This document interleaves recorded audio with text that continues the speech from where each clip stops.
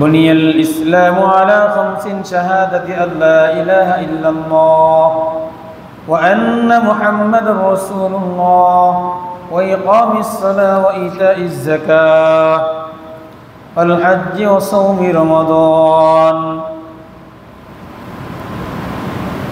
আল্লাহর হাবিব সাল্লাল্লাহু আলাইহি সাল্লাম ইরশাদ করেন, ইসলামের ভিত্তি 5টি বিষয়ের উপর। বুনিয়াল ইসলাম আলা 5 5টি বিষয়ের উপর ইসলামের স্তম্ভ হলো 5টি।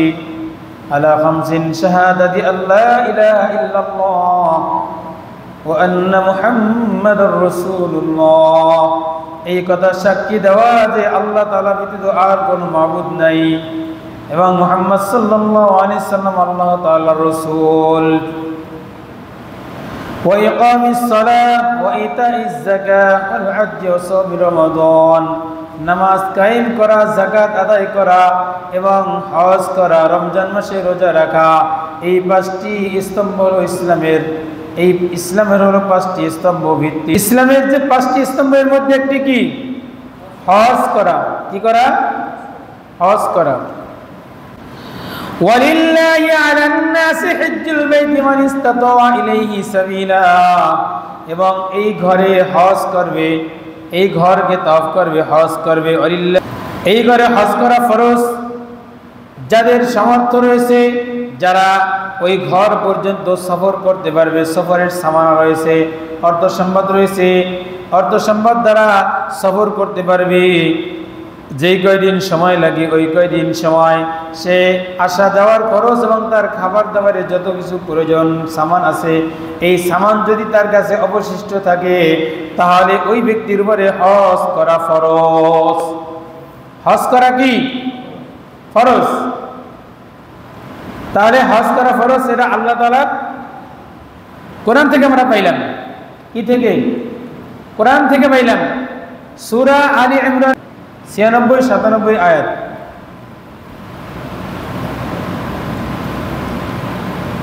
এরপরে আল্লাহ পাক রব্বুল আলামিন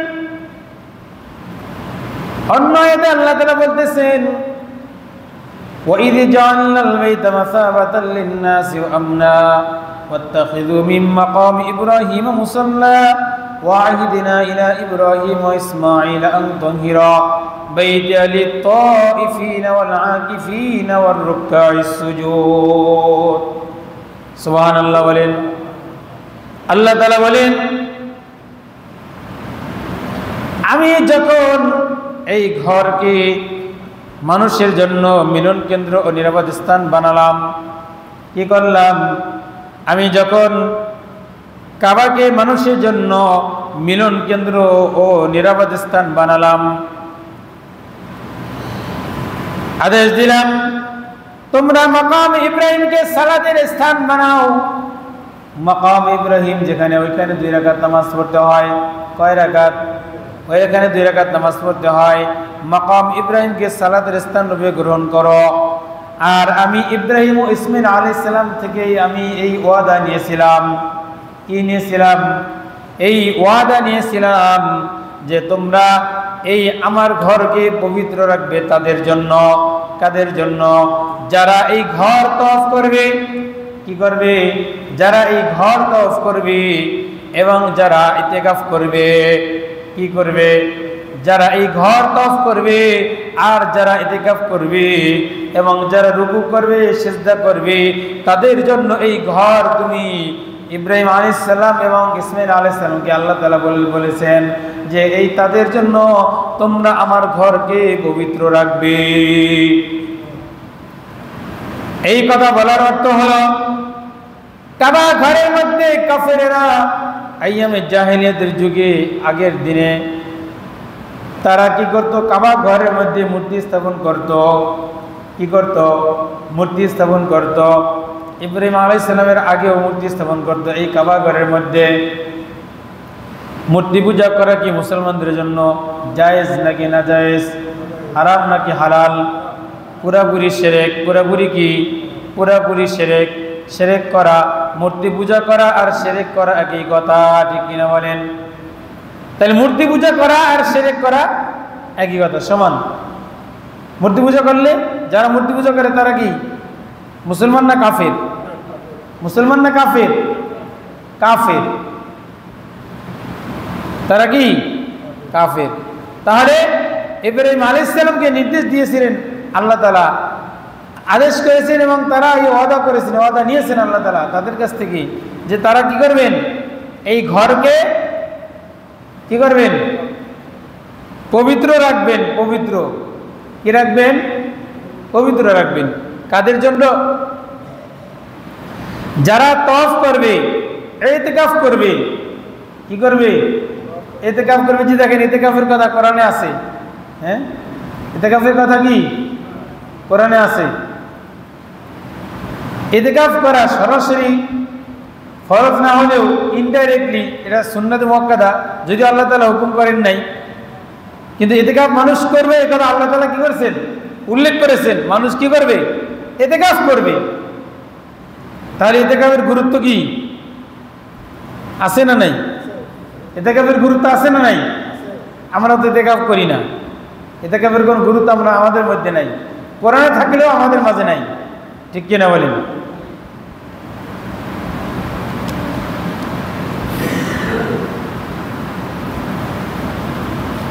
মাকাম ইব্রাহিমে দাঁড়িয়ে 2 রাকাত নফল নামাজ পড়তে হয়।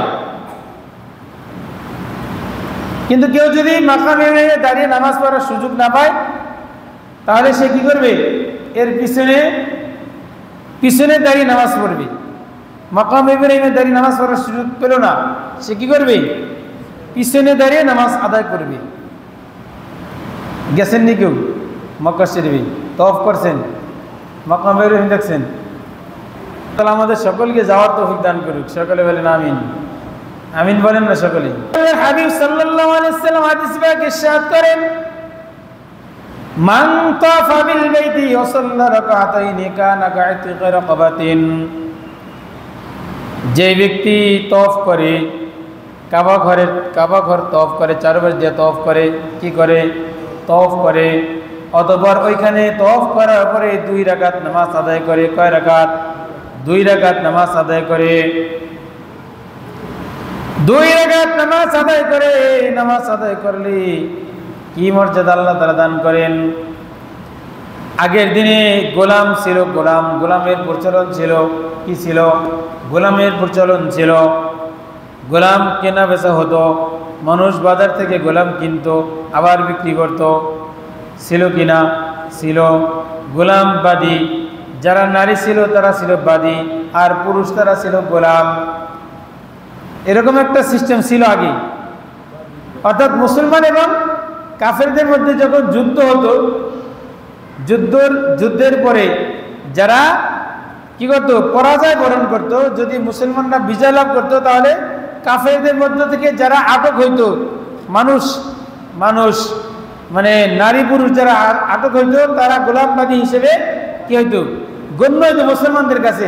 আবার যদি মুসলমানরা পরাজয় বরণ করত, কাফেররা বিজয় লাভ করত, তাহলে এই মুসলমান যে সমস্ত নারী পুরুষ তাদের হাতে বন্দী হইতো, তারা হয়তো কি? গোলাম এবং বাদী। গোলাম এবং বাদী। তো এই মুসলমানদের মধ্যে যারা গোলামবাদী পাইত, তাদের মধ্যে যারা আটক হইত, যদি কোনো ব্যক্তি গোলাম আজাদ করে দিত, গোলাম মানে কি? তার কোনো স্বাধীনতা নাই, তার কোনো কি নাই? নিজস্ব কোনো স্বাধীনতা নাই। মালিক যা বলবে তাকে তাই শুনতে হবে। মালিক যা বলবে সেই অনুযায়ী তাকে চলতে হবে। এটা হলো গোলামের নিয়ম। আমরা তো মালিকের কথা মতো চলি না। আমরা কার গোলাম বলেন তো? কথা বলেন না। আমরা কার গোলাম? আমরা আল্লাহর গোলাম। আমরা কার গোলাম? আমরা আল্লাহ তাআলার গোলাম। আজাদির কোনো দাম নাই, গোলামির দাম। ঠিক কিনা বলেন? গোলামির দাম, গোলামি যে করে তার অনেক দাম। আজাদির কোনো দাম নাই। আপনি যদি আজাদিভাবে ঘোরাফেরা করেন, চলাফেরা করেন, মন চায় জিন্দেগি যাপন করেন, আপনার কোনো দাম নাই। না আছে সমাজে কোনো দাম, না আছে আল্লাহর কাছে কোনো দাম নাই। আপনি যদি গোলামিকে গোলামি বরণ করেন, আল্লাহ তাআলার গোলাম হয়ে যান, অর্থাৎ আল্লাহ তাআলা আপনাকে যা হুকুম করেছে আপনি যদি তাই করেন তাহলে আল্লাহ তাআলার কাছে আপনার অনেক দাম। কথা বুঝে আসছে? যেরকম ভাবে আমরা যদি আমাদের দেশে আমাদের বাড়ির আঙ্গিনায় গাছপালায় অনেক পাখি দেখা যায়, ঘোরাফেরা করে, উড়াউড়ি করে, কয় কিনা ওই পাখির কোনো দাম আসেনি। যদি কোনো একটা পাখি, একটা শালিক অথবা একটা টিয়া, একটা ময়না পাখি যদি কেউ খাঁচায় বন্দি করে বাজারে নিয়ে যায়, মানুষ কিন্তু এটাকে টাকা দিয়ে ক্রয় করে কিনা? হ্যাঁ, তাহলে গোলামির কোনো দাম আছে? আর ঘোরাফেরা করতেছে ছাদের উপর দিয়ে, গাছপালা দিয়ে অনেক পাখি, ওটার কোনো মূল্য আছে? যেটা খাঁচার ভিতরে বন্দি হয়েছে ওটার কি আছে? মূল্য আছে। তাহলে আমাদেরকে কি করতে হবে? খাঁচার ভিতরে বন্দি হতে হবে। কিসের খাঁচা? ইসলামের খাঁচা। কিসের খাঁচা? ইসলামের খাঁচার মধ্যে আমাদেরকে বন্দি হতে হবে, আত্মসমর্পণ করতে হবে। ইসলাম অর্থ কি বলেন তো? বলেন তো? শান্তি। জানি এরই উত্তর দিবেন। ইসলাম অর্থ এটা না। ইসলাম অর্থ আত্মসমর্পণ করা। ইসলাম অর্থ কি? আত্মসমর্পণ করা। সালাম অর্থ শান্তি। আর ইসলাম অর্থ কি? আত্মসমর্পণ করা, নিজেকে আত্মসমর্পণ করা ইসলামের কাছে, আল্লাহ তাআলার আইনের কাছে। কথা বুঝে আসছে? রব্বুল আলামিন অন্য এক আয়াতে বলতেছেন, আল হাজ্জু আশহুরুম মা'লুমাত ফামান ফারাদা ফীহিন্নাল হাজ্জ ফালা রাফাথা ওয়ালা ফুসুকা ওয়ালা জিদালা ফিল হজ্জ। আল্লাহ তাআলা বলেন, যদি কেউ হজের নিয়ত করে, ইহরাম বাঁধে, হজের নিয়ত করার পর ইহরাম বাঁধে, অর্থাৎ হজের যে মাসগুলো আছে হজের মাসগুলোর মধ্যে যদি কেউ ইহরাম বাঁধে, যেমন শাওয়াল মাস, জিলকদ মাস, জিলহজ মাস, এই যে 3টি মাস আছে, কেউ যদি এই 3টি মাসে কি করে? হজের নিয়ত করে ইহরাম বাঁধে। ইহরাম বাঁধে না হজে যাওয়ার আগে? হজে যখন রওনা দেয় তখন কি ইহরাম বাঁধে হজে যায় না? কি বলেন? ভ্যাকসিন কিনে করে হজে যেতে কি করে? ইহরাম কিন্তু এখান থেকে পড়ে যায় না? হ্যাঁ, ইহরাম কয়টা কাপড়? ইহরাম কয়টা কাপড়? ইহরাম 2টা কাপড়, সাদা 2টা কাপড়, একটা পরনে আর একটা কি গায়ে, একটা পরনে আর একটা গায়ে থাকে, 2টা চাদর। তো কেউ যদি ইহরাম পরে, ইহরাম বাঁধার পরে আল্লাহ তাআলা বলতেছেন, তখন তার জন্য স্ত্রীর কাছে থাকা এবং ঝগড়া বিভেদ করা, খুন খারাপি করা, গালিগালাজ করা সমস্ত কিছু হারাম হয়ে যায়। কি হয়ে যায়? সমস্ত কাজ তার জন্য হারাম হয়ে যায়। কি করতে পারবে না? স্ত্রীর কাছে যেতে পারবে না, গালিগালাজ করতে পারবে না, মন্দ কাজ করতে পারবে না, এবং কি শিকারও করতে পারবে না। কি করতে পারবে না? তার যদি শিকার করার অভ্যাস থাকে শিকার করতে পারবে না। এই সমস্ত কাজ তার জন্য হারাম হয়ে যায়। কি হয়ে যায়? হারাম হয়ে যায়। তাহলে আল্লাহ রাব্বুল আলামিন কি বলতেছেন? আল হাজ্জু আশহুরুম মা'লুমাত ফামান ফারাদা ফীহিন্নাল হাজ্জ ফালা রাফাথা ওয়ালা ফুসুকা ওয়ালা জিদালা ফিল হজ্জ। আল্লাহ তাআলা বলেন, হজের কয়েকটি মাস আছে সুনির্দিষ্ট, যে ব্যক্তি এই মাসগুলোতে ইহরাম বাঁধে, হজের সিদ্ধান্ত গ্রহণ করে, সে যেন ঝগড়া বিবাদ না করে, গালমন্দ না করে, সে যেন স্ত্রীর সঙ্গম না করে, স্ত্রীর সহবাস না করে, তার জন্য এই সমস্ত কাজ হারাম হয়ে যায়। কি হয়ে যায়? হারাম হয়ে যায়। এখন কিন্তু হজের মাস চলতেছে। কিসের মাস? হজের মাস। হজের ফ্লাইট শুরু হয়েছে না? কি বলেন? হজে যাওয়া শুরু হয়েছে কিনা?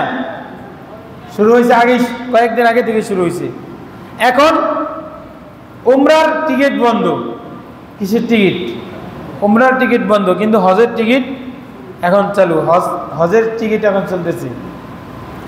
তো যারা হজে যাবেন, হজে যাওয়ার আগে এখান থেকে শুরুতে উমরার নিয়ত করে যেতে হয়। কিসের নিয়ত? উমরার নিয়ত। হজে গিয়ে আগে কিন্তু উমরা করতে হয়, কেউ কি হজ করছেন? বড় হজ করছেন? আগে কি করতে হয়? আমরা উমরা করতে হয় না? হ্যাঁ, আগে উমরা করতে হয়, এরপরে হজ। তাহলে আগে উমরার নিয়তে যেতে হবে, এরপরে আগে উমরা করে তারপরে কি করতে হয়? হজ করতে হয়। কথা বুঝে আসছি? কেউ যদি এরকম ভাবে হজ করে, তার টাকা যদি হালাল হয়, কি হয়?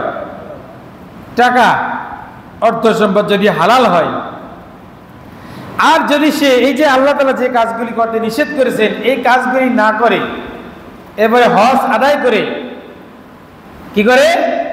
হজ আদায় করে, তাহলে আল্লাহ রাসূল সাল্লাল্লাহু আলাইহি ওয়াসাল্লাম বলেন ওই ব্যক্তি এমন ভাবে সে বাড়িতে ফিরবে, বাড়িতে আসবে, সে যেন মায়ের পেট থেকে ভূমিষ্ঠ হইল। সুবহানাল্লাহ বলেন না একটু জোরে। মায়ের পেট থেকে যখন ভূমিষ্ঠ হয় শিশু, তার কোনো গুনাহ থাকে? তার কোনো গুনাহ থাকে? এমন নয়, থাকে না। ঠিক এরকম ভাবে কোনো ব্যক্তি যদি হজ করতে যায় আর যদি সে এই শর্তগুলি পালন করে, তাহলে আল্লাহ তাআলা ওই ব্যক্তির জীবনের সমস্ত গুনাহ কি করে দেন? মাফ করে দেন। কথা বুঝে আসছি? হজ করবেন তো? যাদের উপর হজ ফরজ হয়েছে, অনেকে বোঝেই না যে আমার উপরে হজ ফরজ হয়েছে কিনা, জানেই না। লক্ষ লক্ষ টাকার মালিক হয়ে গেছে, ব্যাংকে অনেক লক্ষ, 20 লক্ষ, 10 লক্ষ, 50 লক্ষ টাকা ডিপোজিট করে রাখছে, ফিক্সড ডিপোজিট। কি ডিপোজিট? Fixed deposit. ওইখান থেকে মাসে মাসে লাভ আনে। কি আনে? লাভ আনে। এদিকে তার ফ্যামিলি চলার মতো তার আরো ইনকামের ব্যবস্থা আছে, এরপরেও তার কাছে 10 লক্ষ, 50 লক্ষ, 20 লক্ষ টাকা তার কাছে কি আছে? জমা আছে। না যাকাত দেয়, না হজ করে। যাকাতও দেয় না, হজও করে না। আল্লাহ রাসূল সাল্লাল্লাহু আলাইহি ওয়াসাল্লাম বলেন যখন তোমাদের হজ করা ফরজ হয়ে যাবে তখন তোমরা সাথে সাথে হজ করে নাও, হজের নিয়ত করে ফেলো এবং হজ আদায় করে ফেলো। তুমি এই বছর না ওই বছর, এই বছর না সেই বছর, এরকম করতে করতে তুমি সময়কে পার করতেছো। তুমি কোন সময় তোমার ইন্তেকাল হয়ে যাবে, আর যদি এই অবস্থায় তোমার ইন্তেকাল হয়ে যায়, আল্লাহ রাসূল বলেন যে ওই ব্যক্তি যার পরে হজ ফরজ হয়েছে সে যদি হজ না করে মৃত্যুবরণ করে, সে ইহুদি হয়ে মরুক, নাসারা হয়ে মরুক, আমার কিছু আসে যায় না। নাউজুবিল্লাহ, নাউজুবিল্লাহ বলেন সবাই। রাসূলের কাছে একজন প্রশ্ন করেছেন, ইয়া রাসূলুল্লাহ, ইয়া হাবিবাল্লাহ, সবচেয়ে উত্তম আমল কোনটি? সবচেয়ে উত্তম আমল কোনটি? আল্লাহ রাসূল সাল্লাল্লাহু আলাইহি ওয়াসাল্লাম বলতেছেন সবচেয়ে উত্তম আমল হলো আল্লাহ এবং আল্লাহর রাসূলের প্রতি ঈমান আনয়ন করা। কি করা? ঈমান আনয়ন করা, ঈমান গ্রহণ করা, বিশ্বাস স্থাপন করা। কার উপরে? আল্লাহ এবং আল্লাহর রাসূলের উপরে। ওই যে হাদিসটা বললাম পূর্বে যে ইসলামের স্তম্ভ কয়টি? 5টি। ইসলামের ভিত্তি কয়টি? 5টি। এর মধ্যে সর্বপ্রথম কি ছিল? যে আল্লাহ এবং আল্লাহ রাসূলের মধ্যেই কি করা? বিশ্বাস করা।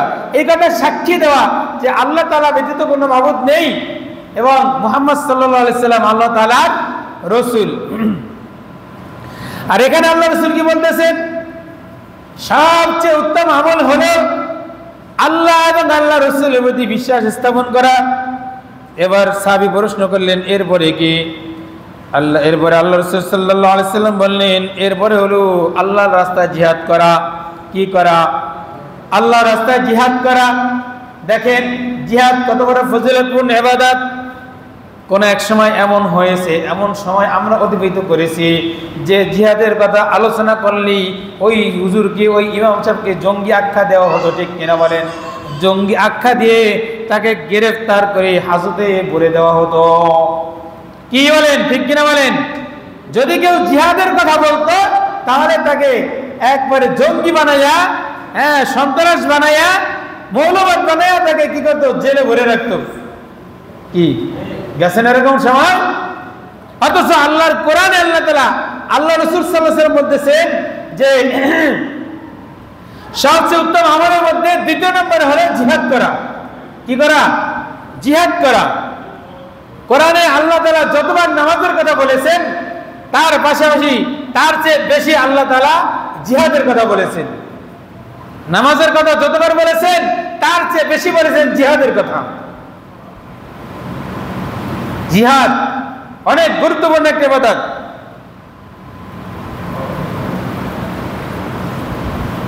এরপরে আল্লাহর হাবিব সাল্লাল্লাহু আলাইহি সাল্লামকে প্রশ্ন করা হলো এরপরে কোন আমল? এরপরে আল্লাহ রাসূল সাল্লাল্লাহু আলাইহি সাল্লাম বলেন হজ্জে মাবরুর। কি করা? হজ্জে মাবরুর। জিহাদের পরের স্থান হলো হজ করা। তিনটা আমলের কথা বলেছেন।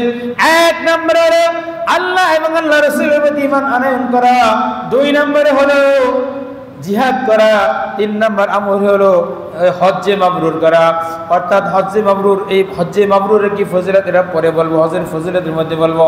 তিন নম্বর স্থান হলো হজ করা। এই হাদিস শোনার পরে আম্মা জান আয়েশা রাদিয়াল্লাহু তাআলা বলতেছেন ইয়া রাসূল গ্রহণ করতে পারবো না। আল্লাহ রাসূল সাল্লাল্লাহু আলাইহি সাল্লাম আম্মা জান আয়েশা রাদিয়াল্লাহু তাআলাকে বলতেছেন তোমাদের জন্য উত্তম হলো, উত্তম জিহাদ হচ্ছে তোমরা হজ্জে মাবরুর তথা কবুল হজ কি করা? কবুল হজ করা। তোমরা যদি কবুল হজ করো, কবুল হজ করতে পারো, তাহলে এটাই হবে তোমাদের জন্য উত্তম জিহাদ। কি উত্তম জিহাদ? অর্থাৎ যারা জিহাদে যেতে পারবে না, ছোট বাচ্চা, বৃদ্ধ, বয়স্ক মানুষ বা মহিলা, নারী, তাদের জন্য উত্তম জিহাদ হলো কি করা? হজ করা। উত্তম জিহাদ কি করা? তাদের জন্য হজ্জে মাবরুর করা।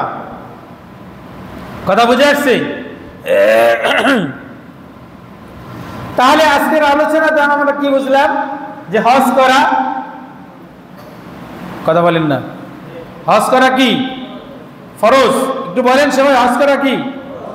আলোচনা দ্বারা কি বুঝলাম? হজ করা ফরজ।